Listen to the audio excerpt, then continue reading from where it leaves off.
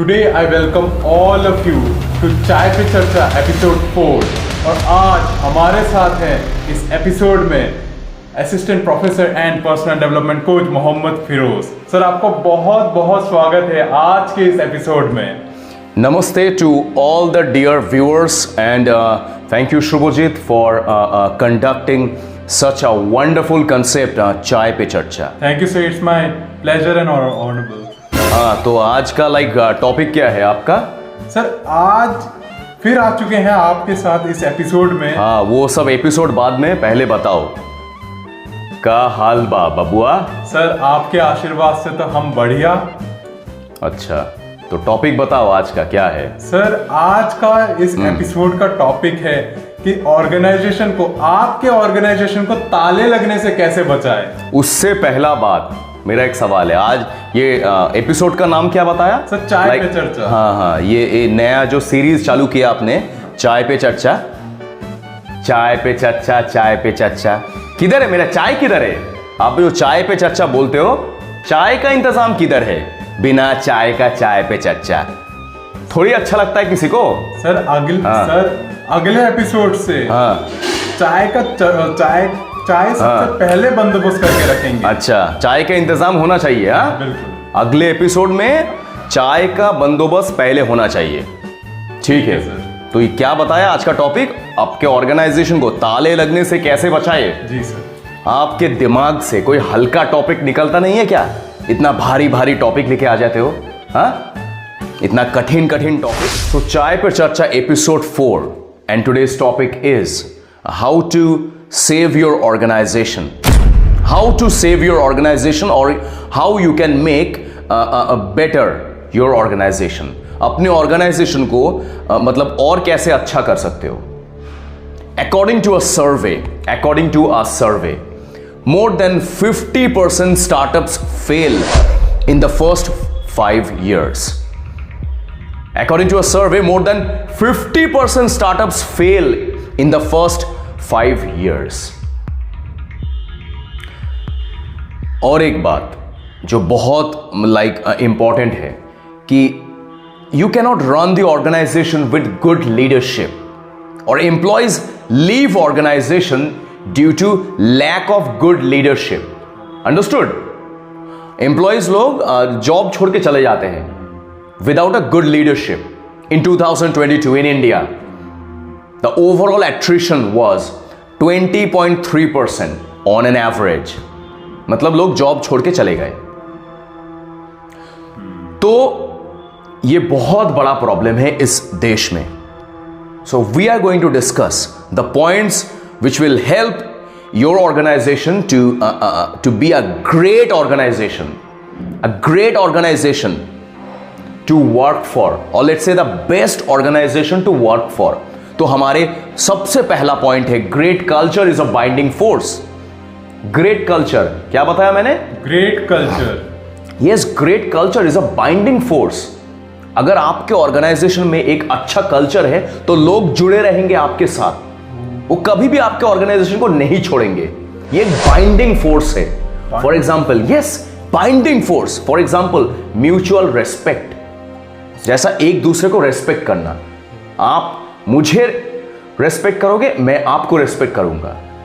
Give respect and take respect. Like from the top management people to the lower staffs will respect each other.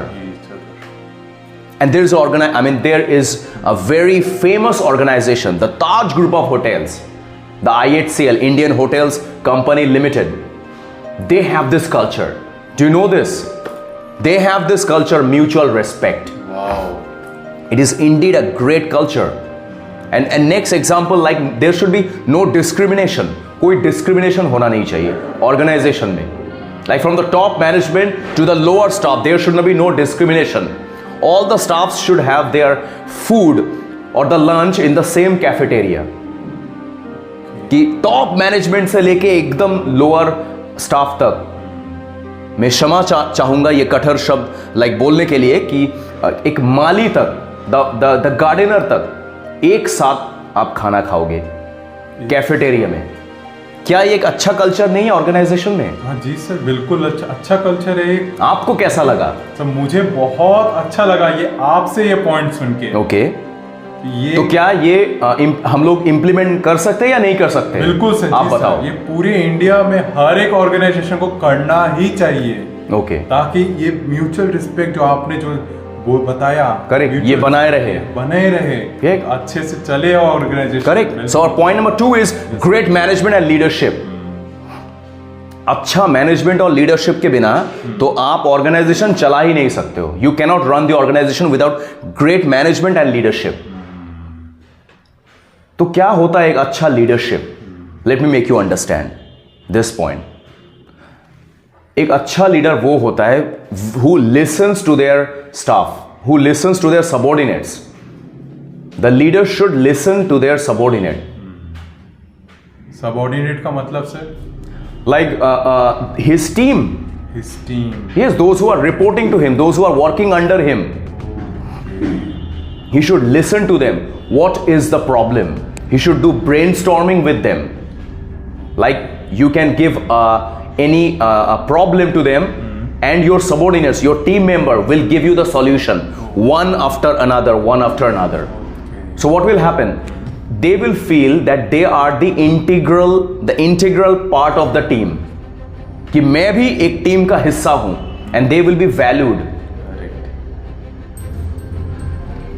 So मैं और एक example आपको देना चाहता हूं. According to the 9th chairman, president and CEO of IBM, Jenny Rometty, she said that she has given a great framework of leadership, or let's say to build belief, a framework to build belief. Building belief is very important within the organization. Suppose you are the leader, you must build belief among your team. Your team must trust you. So what is the framework of building belief? What I like most is point number 1, which is don't dictate, co-create. कि dictate मत करो, co-create करो आपके colleagues के साथ. To build a future with someone. Co-create to build a future with someone. Wow. So they will wanna, they will wanna work, or they will wanna feel like creating voluntarily. They will use their discretionary energies to create something big. So you must be able to co-create with your team members. हमारे अगला point है training on organisations mission and vision statement. आपके organisation के जो mission और vision statement है उसके ऊपर ट्रेनिंग देना बहुत इंपॉर्टेंट है. Like you should give weekly training. किसके ऊपर? आपके ऑर्गेनाइजेशन के मिशन और विजन स्टेटमेंट के ऊपर. आपके सारे एम्प्लॉयज को ऑर्गेनाइजेशन का मिशन और विजन क्या है वो हमेशा दिमाग में रहना चाहिए. वो हमेशा दिमाग में रहना चाहिए कि ऑर्गेनाइजेशन का मिशन या विजन क्या है. So they will be always focused. Point number, हमारे अगला पॉइंट है point number 14 is glass door policy. क्या बोला मैंने? Glass door policy. सर ये क्या होता है? ग्लास डोर पॉलिसी, हाँ ये बहुत इंपॉर्टेंट है. लाइक आजकल ऑर्गेनाइजेशन में there are putting up glass doors instead of wooden doors, like non transparent, जो दिखता नहीं है इधर उधर.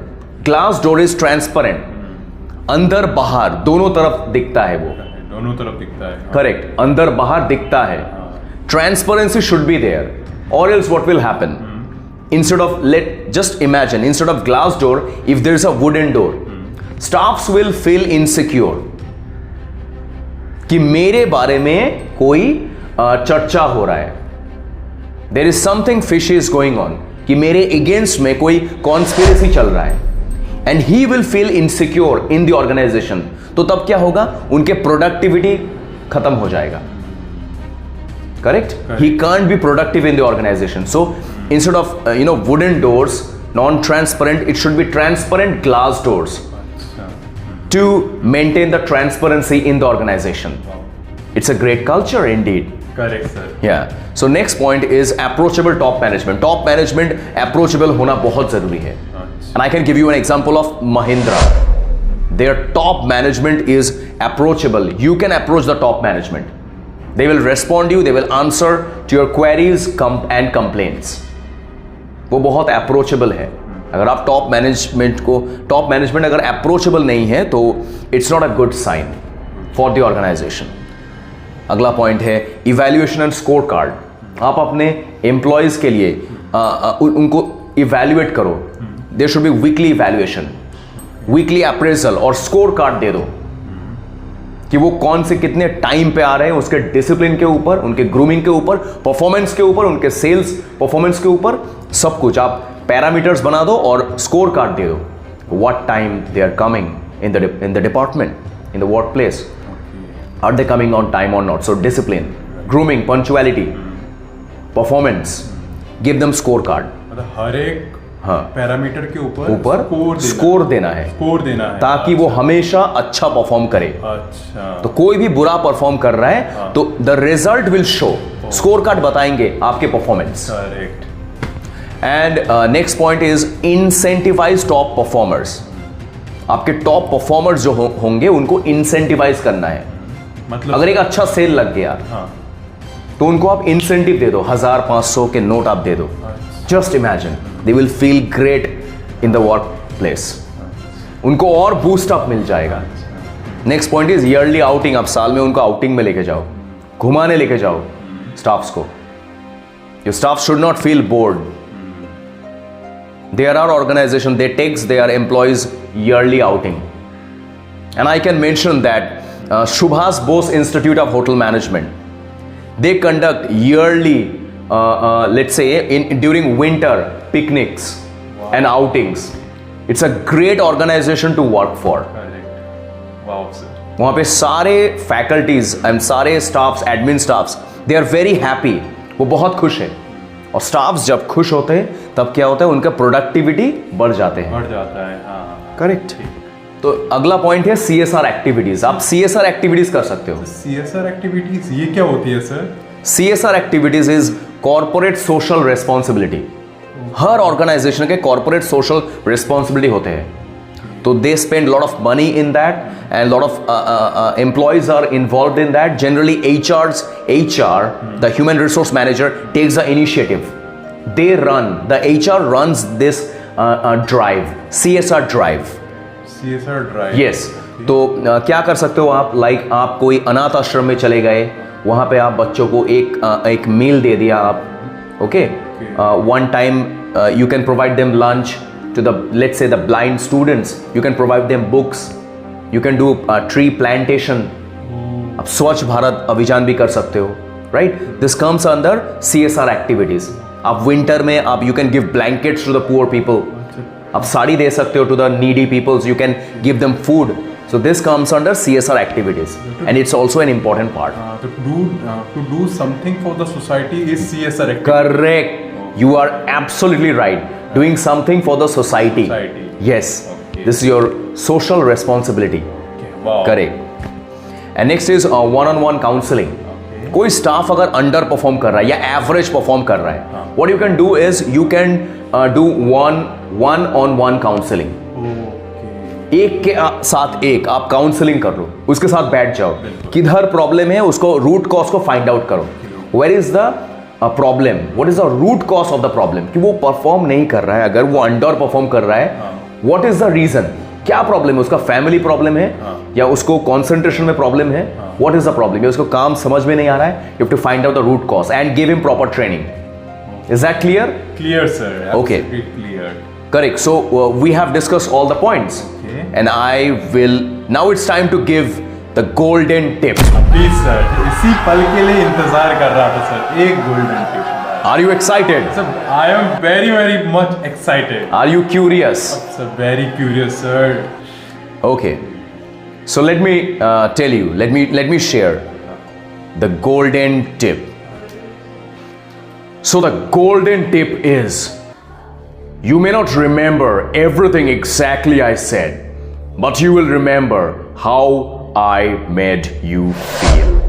ये बहुत इंपॉर्टेंट पॉइंट है कि how you make your employees feel is very important. If they feel respected and secure, they will always be with you. They will never leave you. Thank you, sir, for sharing so valuable points in this episode. और sir मिलते हैं आपसे और हमारे viewers से अगले episode में. Unleash and empower your true potential with learn, develop and grow. India सीखेगा तो और भी आगे बढ़ेगा. जय हिंद. जय हिंद.